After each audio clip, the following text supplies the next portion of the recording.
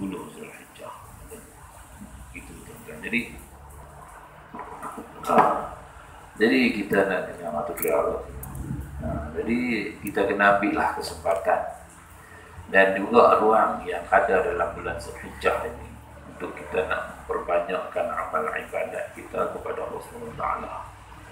Walaupun bakal haji dan hajjah tidak dapat untuk berangkat ke tanah suci, jadi mari kita ambil peluang itu tuan, untuk memperbanyakkan ibadat dengan salatnya, dengan sedekahnya, dengan infaknya, dengan jihadnya dan dengan puasa.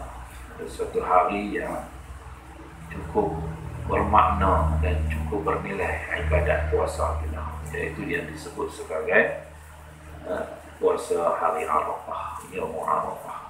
Maka hari Arafah ditetapkan pada 9 Zulhijjah. 9 Zulhijjah itu ialah hari Arafah, hari di mana bakal haji berhimpun di padang Arafah untuk menunaikan rukun, salah satu daripada rukun haji. Maka kita yang tidak mengerjakan haji disunatkan untuk kita berpuasa sunat hari Arafah. Jadi hari Arafah ni hari 9 Zulhijjah tuan-tuan, iaitu hari Khamis ni, bersamaan dengan 30 hari bulan 7 2020. Kita raya 31 hari bulan 7, makna bersamaan 10 Zulhijjah. Jadi fadilatnya disebut oleh baginda Nabi SAW, tuan-tuan, puasa hari Arafah ini menghapuskan dosa setahun yang lalu dan setahun yang akan datang. Ini kelebihan puasa sunat hari Arafah. Hari itu hari orang bakal pergi beli daging lah, nak bawa ketupat, balut ketupat pun hari itu juga, lepas tu beli daging. Jadi bagi orang yang berpuasa, tak apa, boleh beli daging, boleh balut ketupat lagi, buat gulai daging dengan ketupat tu, buat juadah untuk buka puasa. Kalau ada puasa, kilo habis dah sebelum maghrib. Kan?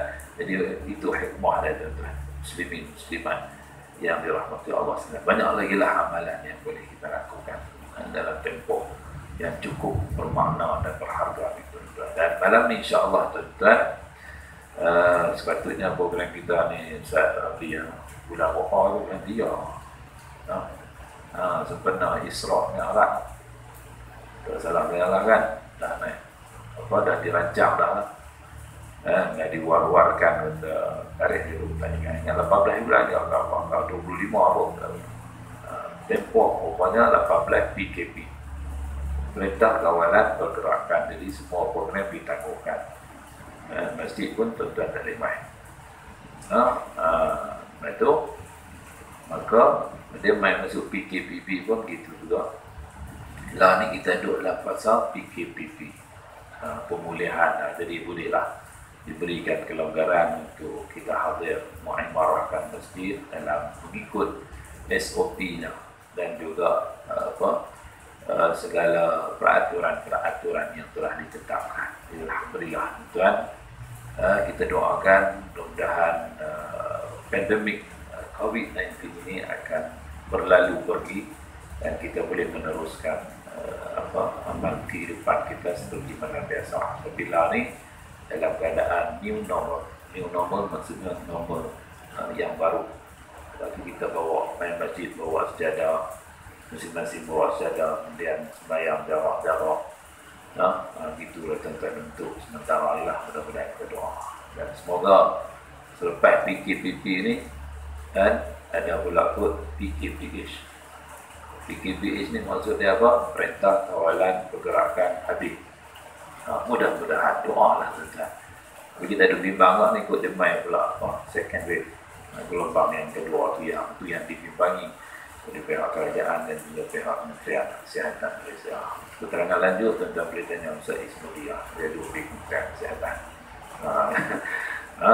Itu yang perkembangan yang berlaku tu tuan-tuan. Jadi malam ni kita berkesempatan lah untuk kalau dulunya Isra dan Mi'raj dah berlalu lah, peristiwa Isra bulan Rejab dah berlalu, Sya'ban dah berlalu, Ramadan pun dah berlalu, Zulqa'dah berlalu, Mai Zulhijjah ni. Jadi kita isi juga program ni dengan kita nak membicarakan berkenaan dengan peristiwa korban, ibadat korban insya-Allah.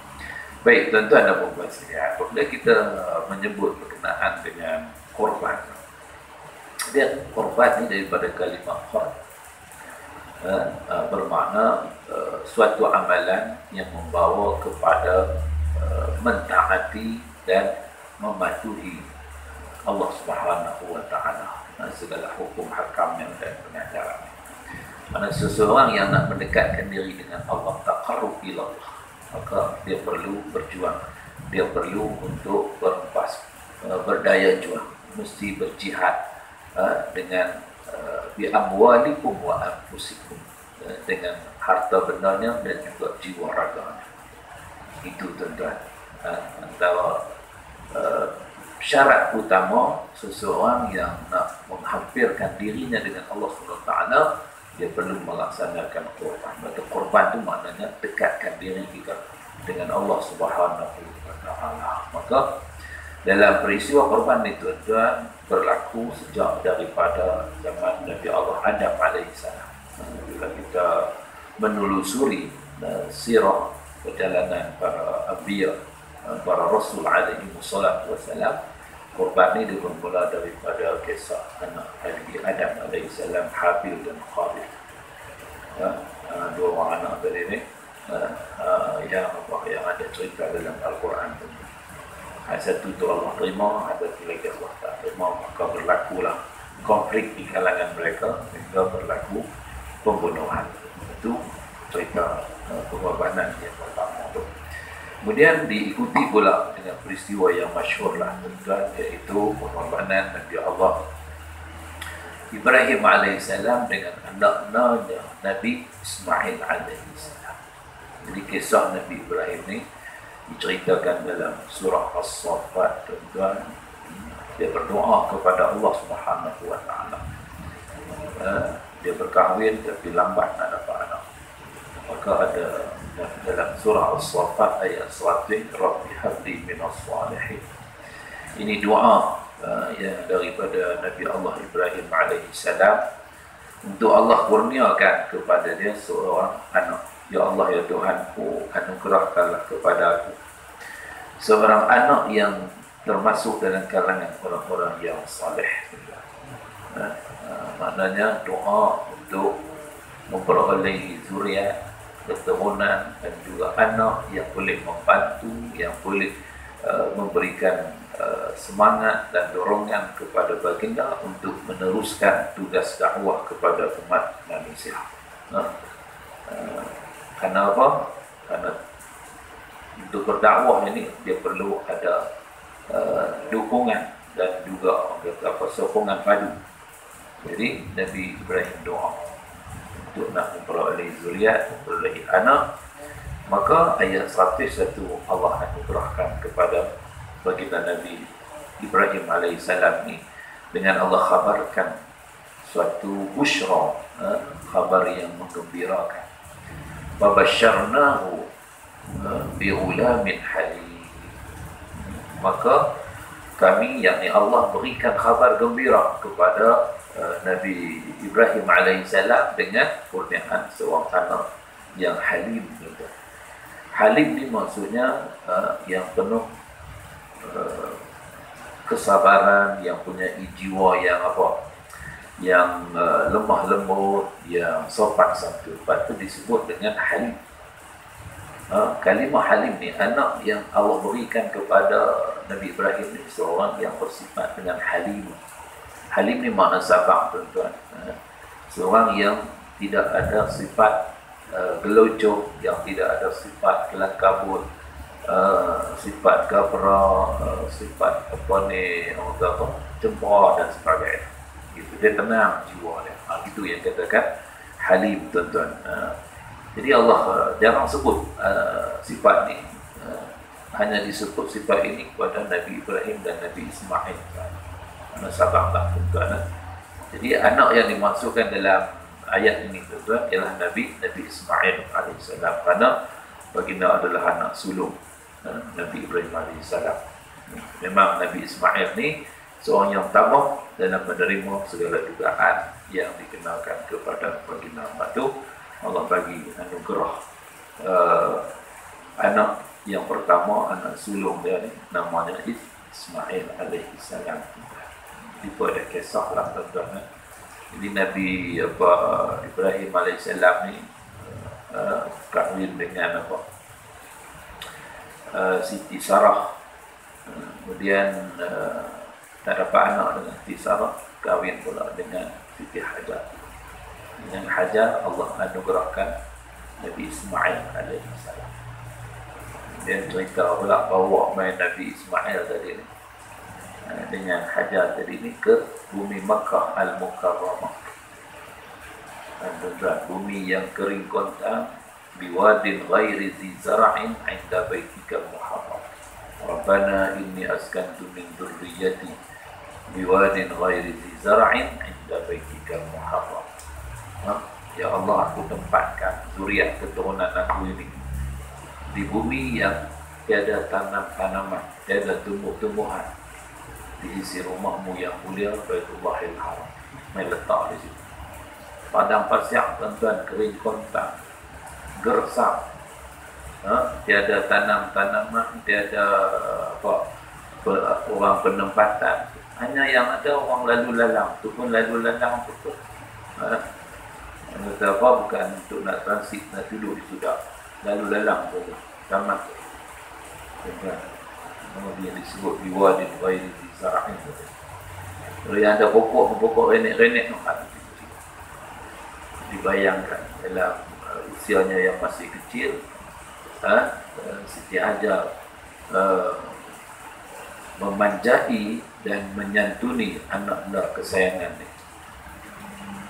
Dan jadi berlakulah peristiwa anak yang kecil ini menangis, teriak, nak jahagakan ayam. Mak nak bagi ayam tak ada. Nak menyusu, tuan-tuan, nak menyusu Ismail pun tak ada. Sebab kalau nak menyusu ni, mak tu kena minum ayam bagaimana? Baru jadi susuan. Jadi perkejaran lah yang kita hajar tadi ni, tuan-tuan. Daripada Bukit Safa, Bukit Marwah. Safa, Marwah, Safa. Yang dinamakan dalam ibadat umrah, ibadat haji, namanya sa'i. Ulang alik, tuan-tuan, 7 kali ulang alik. Daripada Safa naik Bukit Safa, cerai ayam tak ada. Mai ke Marwah, cerai ayam tak ada. Pulang balik ke Safa, 7 kali dia ulang alik pun. Tak dapat ayam, akhirnya balik semula kepada anak-anaknya Nabi Ismail alaihissalam. Dari situlah Allah takdirkan bumi yang kering kontang ni, tuan-tuan, yang gersam ni, tanpa ada sumber air yang ada di tanah yang kering. Jadi hentakkan kaki Nabi Allah Ismail alaihissalam di bumi yang kering kontang tadi ni, tuan-tuan, memancarkan air yang sampai melimpah ruah. Sehingga kan Hajar kena buat Zam-Zam. Zam-Zam ni maksudnya kena buat satu kepongan atau pendem, tempangan, tuan-tuan, saya yang melimpah ruah. Subhanallah. Maka dinamakanlah ayam itu dengan Ma'u Zam-Zam. Masya Allah, itu sejarah lah. Diminum oleh jutaan orang umat Islam di seluruh dunia. Yang kita katakan Ma'u Zam-Zam, yang Ma'u Zam-Zam lima syuribalah. Ada khasiat dia, ada kelebihan dan fadilah yang kata ayam Zam-Zam itu. Baik, tuan-tuan. Jadi itu. Jadi sejarah dia. Sejarah dia untuk kita memahami, tuan-tuan. Yang katakan sa'i ini usaha. Siapa yang berusaha? Mak. Mak yang kasihkan anak. Kerana mak memahami, dia yang mengandung, dia yang melahirkan anak, dia yang menyusui anak. Jadi sayang mak kepada anak, dia sanggup susah payah. Cari ayam, tujuh pusingan, tak dapat, balik mai, Allah anugerahkan ayam tu pada anak dia. tuan-tuan, apa dia punya simbolik ataupun istifadah yang boleh kita fahami daripada pengajaran ini ialah apa? Yang berusaha, yang bertumpu ilmu, yang penat lelah, yang apa? Menimbulkan kebimbangan dan kerisauan, mau. Allah tak bagi nikmat tu kepada mak ayah tadi ni, tapi Allah bagi kepada anak. Tuan, kenapa? Dan mengapa? Karena Allah husnuzan billahi azza wa jalla. Ciri manusia, insan yang salihah, yang namanya Hajar ni tuan-tuan, dia ada ciri orang yang husnuzan billah, baik sangka dengan Allah. Dia tidak ada su'uzan dengan Allah. Berarti dia ikhtiar. Orang Kedah kata apa? Ikhtiar. Kita naknya kalimah ikhtiar tu tuan daripada bahasa Arab. Ikhtiar, alif kha ta ya alif ra. Ikhtiar maknanya buat pilihan. Cari susun strategi, susun perancangan. Macam mana nak ikhtiar, ada ikhtiar ni kan. Jadi dia main daripada kalimah apa? Khairun. Ikhtiar itu mushtaqun min khairin. Maksudnya apapun yang kamu ikhtiar, apapun yang kamu usaha, yang kamu cuba nak laksanakan, cuba kamu amalkan dalam pencarian kamu, mesti berprinsipkan dan bermanhajkan di atas al-khair. Wa ta'awanu 'alal birri wat taqwa. Kita bekerjasama atas ciri apa tuan-tuan? Al-bir, mesti prinsip dia kebaikan dan takwa. Maka apapun yang kita ikhtiarkan, apapun yang kita usahakan, mesti dasarnya, prinsipnya ialah yang membawa kepada kebaikan dan kebajikan. Betul tak ya? Jadi dia ikhtiar dah buat semua tuan-tuan, namun apa? Tak dapat pada dia. Tapi Allah bagi pada anak dia. Nampak tuan-tuan?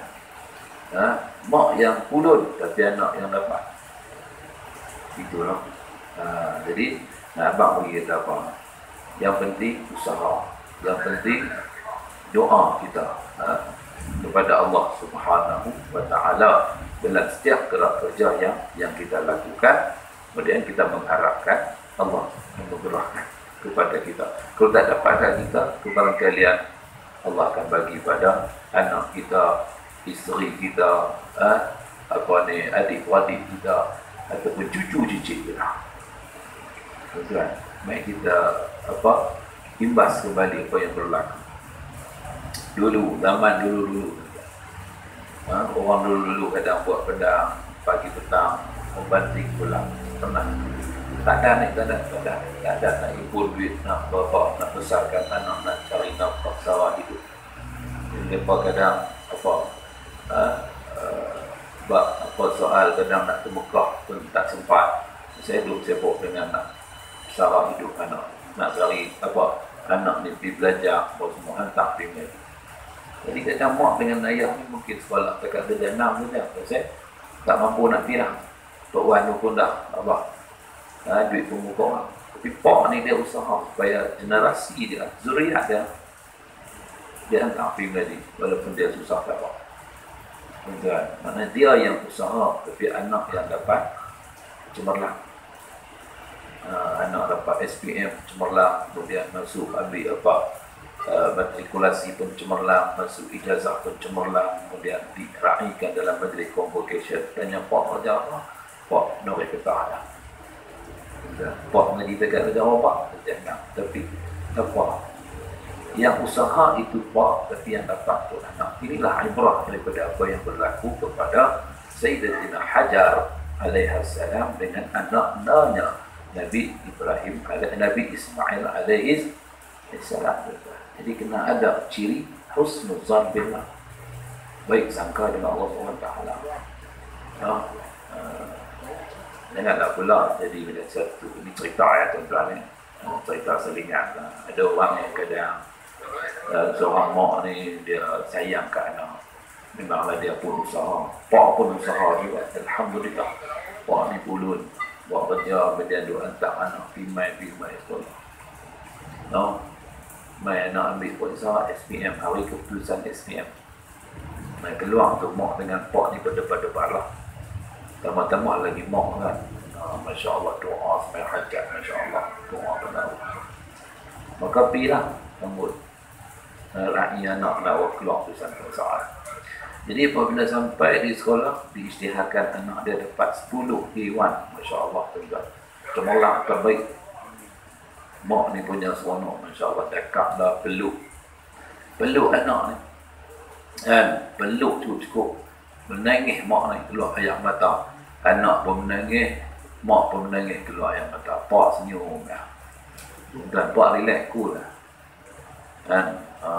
Kau lah anak mak apa semua, sejuk perut mak mengandung, betul lah anak apa semua, hang cerdik cik, woi, tak macam pak hang bodoh.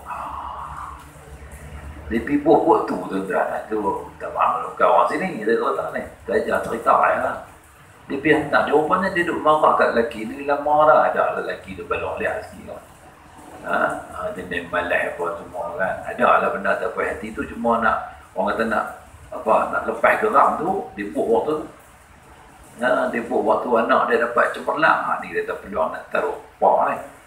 Tapi kata lagu tu, pak dengar tu terkejut, kata kat aku bodoh lah tak. Tak apa, dia pun payah tu. Pak ni pun payah. Itulah kata orang lelaki ni, tuan-tuan. Dia diam berisi pun. Senyap ya, dia tak jawab apa. Habis dah mereka meraihkan kejayaan anak tadi, baru dia tanya, tadi hang kata apa? Hang kata aku bodoh kan? Dia kata balik kat bini dia. Marah-marah juga, tapi kata betul. Cik kata apa tadi? Dia kata kat abang ni bodoh no? Baik, abang nak beritahu kat cik, kalau tak ada bodoh ni, tak main sorry tu. Kenapa tu senyap pun.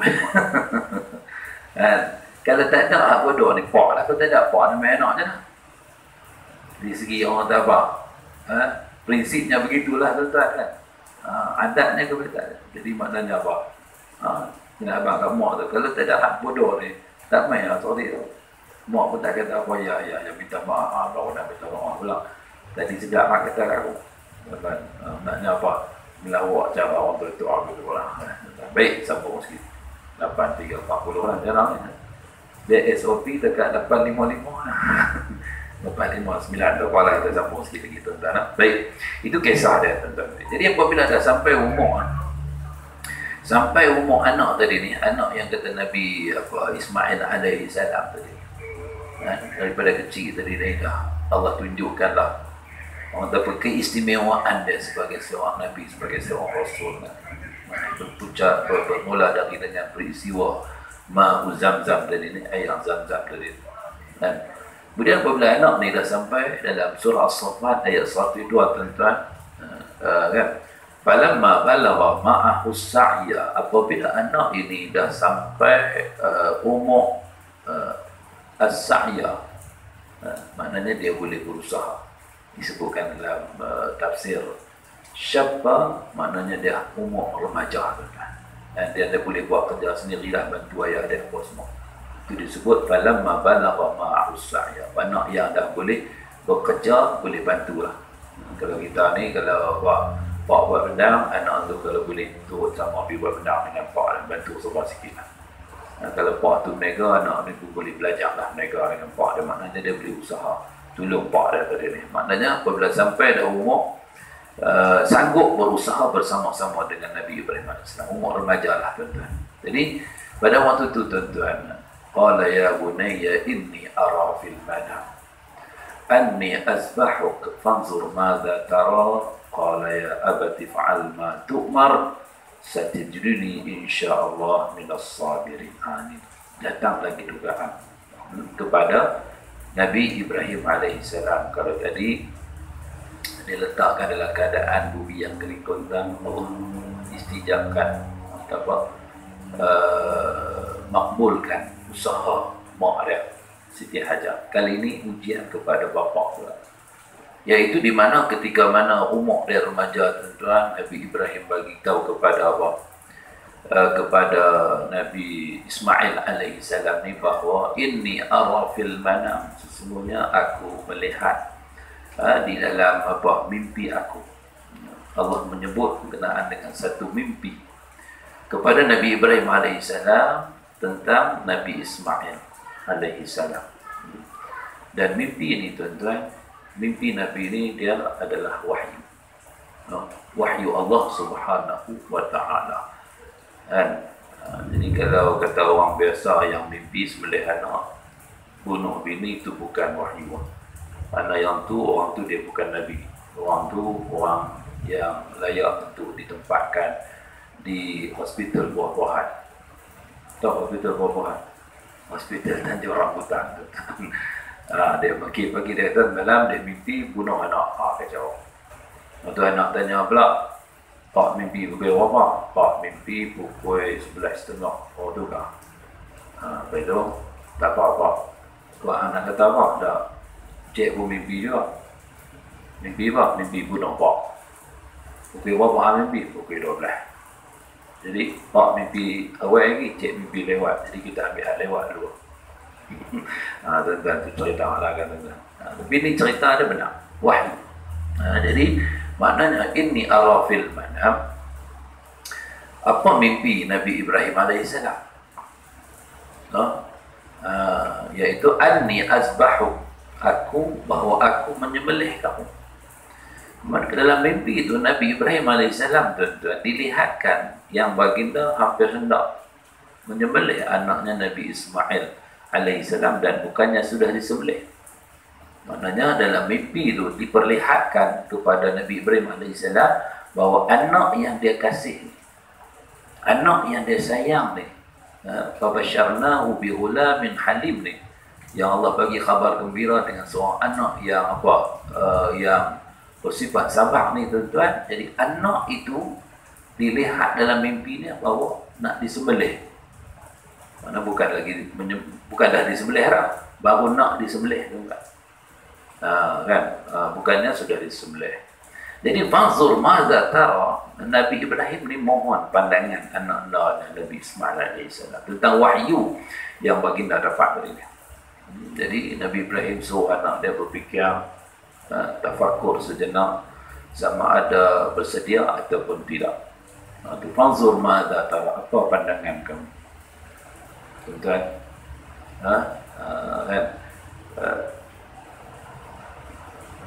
Dalam maksud dan makna apa, tuan-tuan? Bagi peluang pada anak ni, ujian ada. Kalau tadi ujian kepada bapa, bila bapa kata aku melihat dalam mimpi aku menyembelih kamu, aku ditunjukkan untuk anak engkau ni nak kena sembelih. Itu anak tu pak. Kemudian fanzur madza tara, maka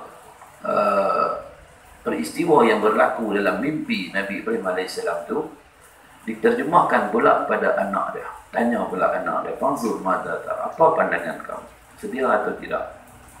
Sama ada kamu terima ataupun tidak apa yang aku katakan ini, tuan-tuan. Jadi apa jawab anak tadi, tuan-tuan? Qala ya abati fa'al ma tu'mar. Anak tadi jawab, wahai ayahanda kesayanganku, kerjakanlah apa yang diperintahkan kepada kamu. Maka Nabi Ibrahim, Nabi Ismail beritahu pada ayah dia untuk buat sahaja arahan Allah. Karena dia faham bahawa ini perintah Allah. Anak tu faham, tuan. Anak tu mengerti bahawa apa yang ayahanda katakan itu adalah wahyu Allah. Dan wahyu Allah itu pasti betul, pasti benar. Tidak ada yang batil, tidak ada yang bohong dalam wahyu Allah. Jadi seorang anak yang sifatnya halim, sifatnya sabar, tidak kelam kabut, dia akan menerima dengan sami'na wa ata'na. Dan inilah ciri bapa yang beriman dengan anak yang beriman. Inilah ciri bapa yang soleh dengan anak yang soleh. Dan Allah sebut dalam Al-Quran ciri orang yang beriman, yaitu dengan firman Allah Subhanahu wa taala, dan ayyaqulu sami'na wa ata'na. Orang-orang yang beriman ni, dia akan mengungkapkan ungkapan slogan sami'na wa ata'na. Kami dengar dan kami taat. Wa ulaika humul muflihun, dan mereka inilah orang yang berjaya. Ini ungkapan orang yang beriman. Kami dengar, kami taat, tak ada bantah apa. Dan tak ada kata nak apa, tanya dulu pak betul ke pak mimpi, ataupun apa pak ni ada masalah apa ke, kan? Mana tak tahu kan? Tak makan ubat lagi ke? Kadang orang, kalau manusia yang tak faham tuan-tuan, dia akan pertikaikan. Tapi hak orang beriman tak ada. Tak ada pertikaian, tak ada sebarang bentuk bantahan, tak ada sebarang bentuk protes, tak ada sebarang bentuk apa kewas-wasan ataupun keraguan dengan apa yang Allah titahkan, dengan apa yang Allah Subhanahu wa taala tetapkan dan tentukan. Itu ciri orang beriman. Ayyaqulu sami'na wa ata'na. Kami dengar dan kami taat. Tuan-tuan. Jadi Nabi Ismail alaihissalam, tuan-tuan, apabila dengar perkataan daripada ayahandanya itu, bahawa ayah dia tu dah tengok dalam mimpi menyembelih dia, maka dia kata, lakukan dia wahai ayahanda. Satajiduni insyaallah minas sabirin. Engkau akan mendapati aku termasuk dalam kalangan orang yang sabar dengan ujian tersebut. Insyaallah maksudnya Nabi Ismail sanggup serahkan nasibnya kepada Allah SWT. Satajiduni, engkau akan dapati aku termasuk dalam kalangan orang yang sabar. Jadi makna kenapa pula baginda menambah dengan kalimah insyaallah. Satajiduni insyaallah minas sabirin. Baginda sebut insyaallah kerana sama ada baginda percaya, sabar atau tidak, terpulang pada Allah. Ini juga satu pengajaran untuk kita. Apa benda pun kena sandar dengan Allah SWT. Jangan doa kata kita boleh buat, kita tetap boleh. Jangan, belum pasti, tuan-tuan. Wala taqulanna li syai'in inni fa'ilun zalika ghadan illa an yasha Allah. Wazkur rabbaka idza nasit. Itu dalam surah Al-Kahfi. Jangan kamu sebut, jangan kamu kata bahawa kamu boleh melaksanakan sesuatu itu pada hari besok, illa melainkan atas kehendak, takdir dan kudrat Allah SWT. Allah yang tentukan. Allah kata boleh buat, maka boleh buat. Dan walaupun kamu dah ada banyak perancangan kamu, strategi kamu, usaha kamu, tapi kalau Allah tak izin, kamu tak akan boleh buat. Kamu boleh buat dengan izin Allah, dengan kehendak Allah. Jadi maknanya orang yang ada sebut insya Allah, itu maknanya orang yang menyerahkan kepada Allah SWT atas segala kerja buat yang selamanya. Dia sabar tu serah kepada Allah, sama ada dia berjaya ataupun tidak, terserah kepada Allah SWT. Lepas itu disebut dengan dia menyandarkan segala perbuatannya, kesabarannya, kecekalan dan ketabahan hatinya itu kepada Allah Subhanahu wa taala.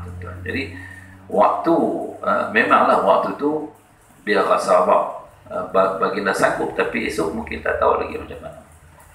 Besok kita tak tahu, mungkin waktu tu dia sanggup, tapi kalau besok mungkin kadang macam-macam boleh jadi. Hati manusia, tuan-tuan, kan, dia berubah 24 jam, kadang dia berubah.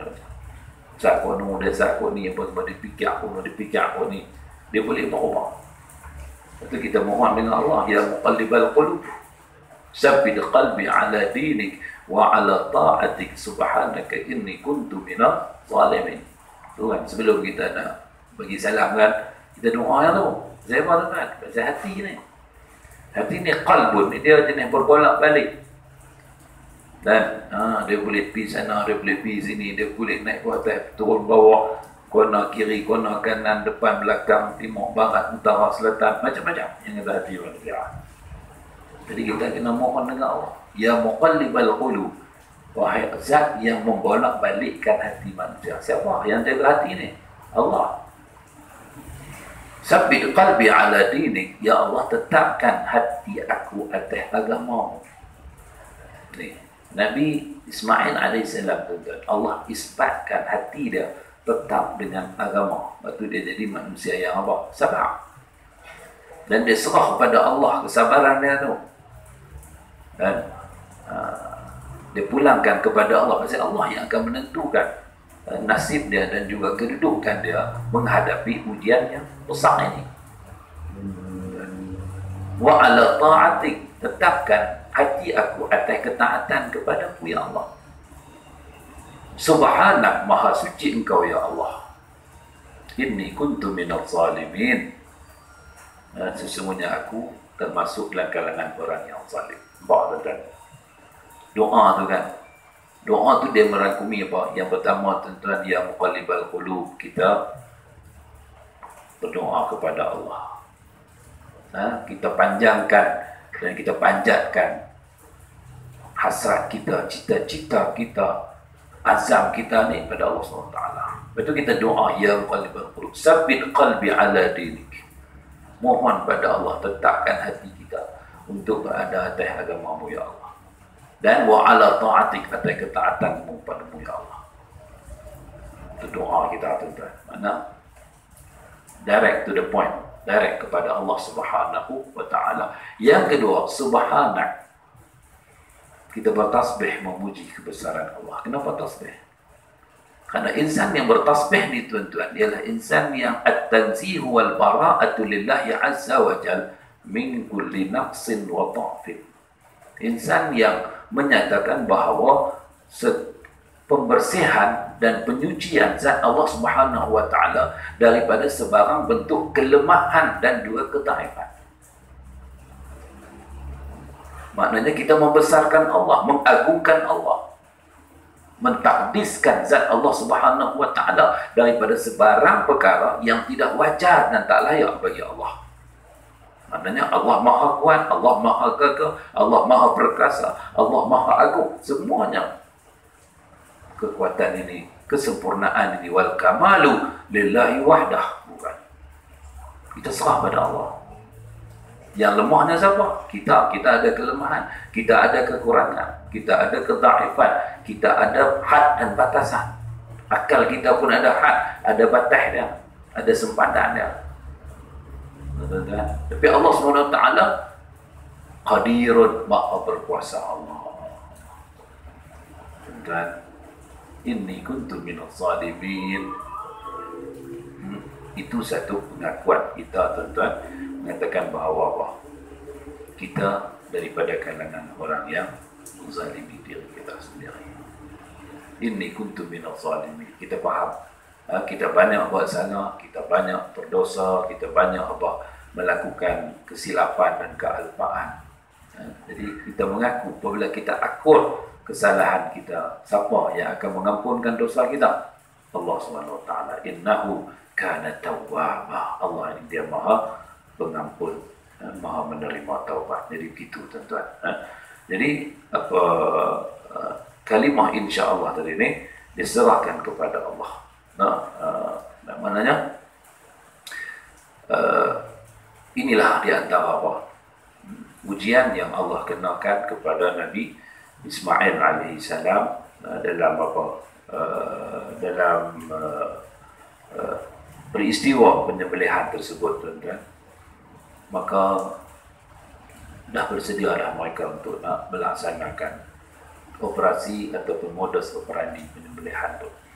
Jadi dalam ayat 103, tuan-tuan, Allah cerita ini kisah ni. Boleh sambung sikit lagi tak boleh? Macam mana Ustaz? Kalau tidak nanti dekat tu ya, temu tahun depan pula Allah insyaAllah. Kalau ikut SOP dekat tu ya, tapi cerita tak habis, tak boleh break pun je. Tidak tomat kita. Ataupun jadi suspend lah. Ini bukan filem gerak khas. Gerak khas lain, tumbuh-tumbuh bersambung minggu depan. Mau tu, nak tengok pula minggu depan. Tak main kuliah pula. Kalau tengok itu filem tu dah. Tapi yang ni kita sambung sekali. Falamma aslama wa tallahu lil jabin. Jadi cerita ada. Tak kala keduanya telah berserah diri lah. Maknanya masing-masing dah bersedia lah untuk nak melaksanakan perintah Allah Subhanahu wa taala. Kemudian wa tallahu lil jabin, dan Ibrahim membaringkan anaknya atas pelipihnya. Nyatalah kesabaran kedua. Jadi apabila dua-dua beranak ni tuan-tuan, mak, pak dan anak tadi ni berserah kepada Allah, yang bermaksud mereka taatlah, patuh pada perintah Allah SWT. Dan di sini tuan-tuan, dua-dua taat baru dia jadi tu. Kedua-duanya taat, maka pak pun sanggup untuk nak menyembelih anak dia atas perintah Allah SWT. Dan anak pula sanggup untuk disembelih. Maknanya dua-dua tu seia sekata seiring sejalan lah tuan-tuan. Sehati sejiwa. Itu kita nak. Jadi dua-duanya bersetuju. Maknanya pak pun sanggup untuk nak sembelih anak dia atas perintah Allah SWT, dan anak pun menyanggupi untuk disembelih juga atas dasar ikut perintah Allah Subhanahu wa taala. Jadi maknanya di sini dua-dua taat. Betul lah ayat ni tuan-tuan. Kalimah ya bunayya dengan ya abadi. Nampak? Lain tu kalau ikut kalau cerita dalam kisah Nabi Ibrahim dengan pak dia lain. Pak Nabi Ibrahim nama dia Azar tuan-tuan. Duk sembah berhala, duk ukiak berhala apa semua. Nabi Ibrahim main duk tegur dia, main duk main duk nasihat dia, dia bantah. Nabi Ibrahim panggil ke pak dia, ya abadi, wahai ayahanda kesayangan aku. Nasihat yang baiklah tu. Mai dekat dia, qala araghibun anta an alihati ya Ibrahim. Pak dia marah kat dia. Biasanya pak dia kata tuduh anak dia Ibrahim ni, Nabi Ibrahim ni hina berhala dia, kecam berhala dia, kutuk berhala dia. Maka dia kata, kenapa engkau wahai Ibrahim hina Tuhanku? Disebut apa? Ya Ibrahim, tak panggil pun ya bunayya. Nampak beza kan? Antara orang yang anak yang soleh bercakap ataupun berbicara, dengan pak yang kufur pada Allah bercakap dan berbicara. Tentu ada beza. Pak Nabi Ibrahim ni dia kufur pada Allah, walaupun dinasihati oleh Nabi Ibrahim alaihissalam.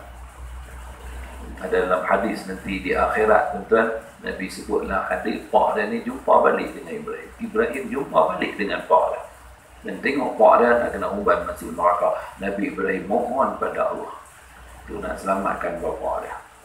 Dan pak dia pun waktu tu dia kata, aku hari ni tak lawan kamu dah wahai Ibrahim. Aku dengar apa kamu kata, aku tak bantah. Dulu dunia bantah, lawan menyembur. Tapi tak boleh bawa pak dah lah, dah akhirat tu cerita dalam hadis. Baik, balik semula. Tapi dalam ayat ni, Nabi Ibrahim, Nabi Ismail, ayat kita baca tadi kan, apa dia kata? Ya bunayya inni ara fil manam. Wahai anak kesayangan aku lihat dalam mimpi aku ni ditunjukkan untuk menyembelih kamu. Maka anak tu jawab apa? Ya abati fa'al ma tu'mar. Wahai ayahanda kesayangan aku. Bahasa baik juga. Pak panggil ke anak ya bunayya, anak panggil dekat pak ya abati. Maknanya soleh bertemu dengan soleh. Beza tuan-tuan. Di segi bahasa pun, percakapan pun berbeza. Jadi dua-dua tu taat pada Allah SWT. Falamma aslama wa tallahu lil jabin. Jadi dua-dua ni pun dah serah diri lah. Taat pada Allah SWT, bukan salah seorang saja. Jadi maknanya kerana walaupun Nabi Ibrahim yang menyerah diri di sebelah, tapi seorang bapa Nabi Ibrahim tentunya kena menerima dan berserah kepada Allah Subhanahu wa taala. Kalau pak tak sanggup tuan-tuan, payah. Kalau pak tadi ni dia tak sanggup untuk nak menyembelih anak dia, maka tak jadi sembelih. Betul ya? Tapi kalau dia pun sanggup, anak pun sanggup, apa jadi? Dia kena dua-dua lagu tu. Seiring, sejalan, sehati, sejiwa, tuan-tuan. Jadi dua-dua tu sanggup, tuan-tuan. Jadi maknanya ini menunjukkan bahawa satu pengorbanan yang cukup besar yang dilakukan oleh dua orang ini, antara si ayah dengan si anak, yang sanggup kedua-duanya untuk nak melaksanakan perintah Allah Subhanahu wa taala. Ini jelas, tuan-tuan, menunjukkan Nabi Ibrahim telah melakukan perintah yang Allah perintahkan pada dia. Baginda telah meletakkan kepala anaknya Nabi Ismail pada tanah untuk disembelih. Macam mana nak sembelih menentang? Macam itulah. Diletakkan anak anda yang dikasihi ini di atas tanah, tuan-tuan, untuk menyembelih. Baginda tidak menghadapkan muka anaknya itu ke atas tapi ke bawah, kerana baginda tidak mau melihat wajah anaknya itu, kerana benda takut itu tak mampu nak melakukan itu. Mana dia tak mau tengoklah muka anak tu, dia letak bawah tu, dia nak sembelih. Jadi kalau tengok tak ikut rasa kesian, rasa belah pula, jadi tak jadi pula. Maka disembelihlah. Kemudian diceritakan, tuan-tuan, pisau cukup tajam, tuan-tuan, diletakkan pisau tadi di leher Nabi Allah Ismail AS, dan dia nak disembelih. Sembelih macam mana sembelih? Tapi tak lut, tuan-tuan. Pisau tu tak lut. Jadi Nabi Ibrahim tengok, Masya Allah, kenapa kamu wahai pisau? Adakah kamu tumpul? Maka dia test dengan ambil batu. Batu pecah, dia belah batu, pecah doh. Batu pecah doh dengan pisau yang tajam tadi, tuan-tuan. Tapi main pisau tadi letak di leher anak, tak pecah apa leher tu. Tuan-tuan, pisau makhluk Allah. Seperti mana api juga makhluk Allah. Pada api, Allah firmankan ketika mana dihumbannya Nabi Ibrahim masuk ke dalam umbun api yang besar, Allah kata kepada api, kuni bardan, ya naru kuni bardan wa salaman ala Ibrahim. Wahai api, kamu jadi sejuk, dingin, selamat Nabi Ibrahim. Tak pakai apa, tak ada hangu ibar. Maknanya api ikut perintah Allah, tuan-tuan. Apabila Allah kata sejuk kamu api, maka api jadi berjaya. Tuan-tuan, itu juga pisau. Pada batu pecah doa, tapi pada leher Ismail AS jangan sikit pun kamu memamah leher ataupun daging yang ada kepada leher Nabi Allah Ismail AS. Maknanya pisau ikut arahan Allah. Pisau makhluk Allah, api makhluk Allah. Muslimin muslimat yang dirahmati Allah sekalian. Jadi wa nadainahu anna ya Ibrahim, dan Allah panggil dia Ibrahim. Dan Allah ada riwayat yang kata bahawa pisau yang digunakan oleh Ibrahim itu tidak terkesan pun, tuan-tuan. Dan Nabi Ibrahim telah berkali-kali cuba untuk nak sembelih anak dia, tapi tak daya. Tak ada kesan, tak lut lah kita kata, hirik punya hirik, tak makan, tak tumpai kan, tak. Pada waktu itulah Allah menyeru kepada Nabi Ibrahim AS, qad saddaqta ru'ya, inna kadzalika najzil muhsinin, sesungguhnya kamu telah membenarkan mimpi kamu. Maknanya kamu dah laksanakanlah apa yang kamu tengok, apa yang kamu lihat dalam mimpi kamu, dan sesungguhnya Allah memberi balasan yang baik kepada orang yang buat baik. Tuan, pada saddaqta ru'ya, maknanya Allah beritahu bahawa engkau wahai Ibrahim telah ikut perintah Allah. Akut dengan perintah Allah SWT. Maknanya dia luluslah hujan tu, cemerlang kamu.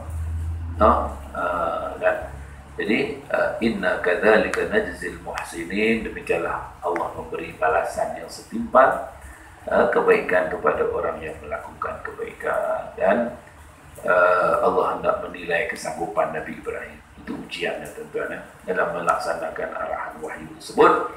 Dan balasan kepada baginda, anak baginda tidak dimatikan. Pisau tak pisau tak menembus di leher Nabi Allah Ismail AS. Itulah, tuan-tuan. Dan kemudian inna hadza lahwal bala'ul mubin, demikianlah semuanya itu merupakan satu ujian yang cukup jelas lagi nyata yang kena kepada Nabi Ibrahim AS. Dan Akhirnya Allah bagi tuan-tuan, wa fadainahu bizibhin azim. Allah kami tebus anak itu dengan seekor sembelihan yang besar. Maknanya Allah gantilah fidyah penyembelihan Nabi Ismail dengan seekor kibah yang besar. Maknanya selamatlah Nabi Ismail. Allah nak uji, Allah nak uji antara anak dengan pak tadi ni, keikhlasan mereka, kepatuhan mereka kepada perintah Allah SWT. Akhirnya Allah bagi dengan wa fadainahu bi zibhin azim, mana malaikat mai bawa kibah sebagai ganti, maka Nabi Ibrahim hanya perlu menyembelih kibah itu sahaja. Itulah cerita dan kisahnya, kisah pengorbanan seorang ayah dan juga seorang anak dalam mentaati dan mematuhi perintah dan arahan Allah Subhanahu wa taala. Jadi peristiwa itulah yang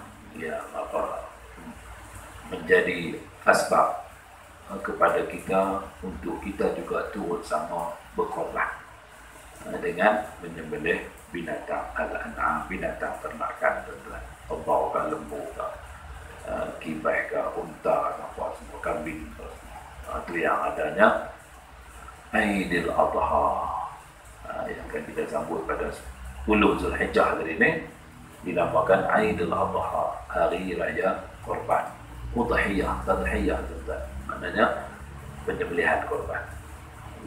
Inna a'tainakal kautsar fasalli li rabbika wanhar inna syani'aka huwal abtar. Itu perintah Allah tu, fasalli li rabbik, mana adalah kamu tunaikan salat pada Tuhan kamu, wanhar, dan menyembelihlah kamu. Maksudnya apa tuan? Nak sembelih mendatang korban, kena lepas mayang dulu. Mayang dulu baru sembelih. Dengan ikut akal. Ikut akal ni kadang dia kata nak sembelih 30 ekor. Kemudian kena pula hari Jumaat. Contoh macam kita 31 ni hari Jumaat. Jadi dia kata tu imam nak selesai bila hari 30 ekor. Jadi dia nak kita separuh kita sembelih pukul 4 pagi. Kemudian separuh lagi kita sembelih lepas mayang raya. Lepas tu separuh lagi, bagian lagi kalau ada lagi lepas mayang Jumaat lah. Tu dia ada. Hak mana nak jadi korban? Hak lepas mayang raya, hak lepas mayang Jumaat, hak tu jadi korban. Hak sebelum tu tak jadi korban. Maksudnya apa? Dia tak mayang raya lah. Dia adalah fasalli li rabbika wanhar. Allah suruh apa? Mayang dulu. Lepas mayang baru baru dilaksanakan sembelihan korban. Itu yang semayang awal, lepas setengah mayang lah. Khutbah pun pendek apa semua. Jadi bolehlah buat korban lagi awal. Dengan pergi sembelih dulu. Dia ikut logik akal dia kena sembelih dulu subuh boleh lah. Sah tak sembelihan tu? Sembelihan tu sah tapi tak jadi korban tu. Jadi sembelihan biasa bolehlah makan apa semua. Tapi nak jadi daripada korban tu tak jadi lagi. Pasal tak semayang lagi. Itu dia berlaku. Dan kemudian kita digalakkanlah bagi yang berkemampuan untuk melaksanakan ibadat korban, tanda kita mensyukuri dan hargai nikmat pemberian daripada Allah Subhanahu wa taala. Jadi orang yang berkemampuan tuan-tuan eloklah sangat. Tempoh ni masih ada lagi. Lepas tu ada orang yang kadang dia impun duit ni mengikutu. Mengikutu tu salah juga lah, dia impun duit orang pun semua. Tapi dia simpan lah, mungkin dia simpan sendirilah. Dia buat sebulan RM50, sebulan RM50, ataupun dia berkat adik-beradik kita nak buat korban tu ni, jadi kita pakai impun sebulan RM50, kat sebulan 100, 7 bulan 700, boleh setumpuk. Gitulah. Tentu ada orang dia impun benda tu. Jadi main masa nak beli korban tu, jadi taklah rasa berat dengan duit dah ada dah. Sumpuk 600 setengah ke, sumpuk 700 ke. Jadi dah ada dia bekai pada awal. Ada. Dia sembang dengan seorang Pak Haji tu, dia kata, ni apa ni? Mereka duk impun daripada awal lagi. Tu boleh buat apa? Tok Wan buat, Tok pun buat, Nantu buat, cucu buat, anak buat, cucu pun buat. Jadi buat semua mana yang duk impun. Itulah kaedah dia tuan-tuan. Ataupun kalau orang yang ada kemampuan ni tak ada masalah lah. Dia boleh keluar cash tu, 650, 700. Dia ada spare lah pada awal lagi. Dia dah orang kata apa? Dah agih siap-siap dah tuan-tuan. Jadi itu. Jadi ni peluang dah bukan berapa hari tuan-tuan, setahun ada 4 hari. Hari 10, 11, 12, 13. Habis tarikh tu tak boleh dah dapat korban. Umur panjang tahun depan pula lah. No? Jadi ni peluang kita. Dalam tempoh PKPP ni memanglah keadaan terhad apa semua. SOP-nya macam-macam semua. Bezalah dengan kita dah buat korban dulu ni. Pun kita masih ada peluang dapat ibadat ni tuan. Gitu. Dan sebab tu jangan berkira. Ni pun ada orang kadang dia nak buat korban dia berkira. Nak buat ibadat dia berkira apa? Bab daging lembu tu lah. Pergi tanya masjid ni, dia kata hak kami 600 setengah. Mai tanya masjid ni 680. Tanya masjid ni 700. Dia kata tak ada ke apa tu. Nampak. Lepas tu dia demand pula nak daging banyak ke dia.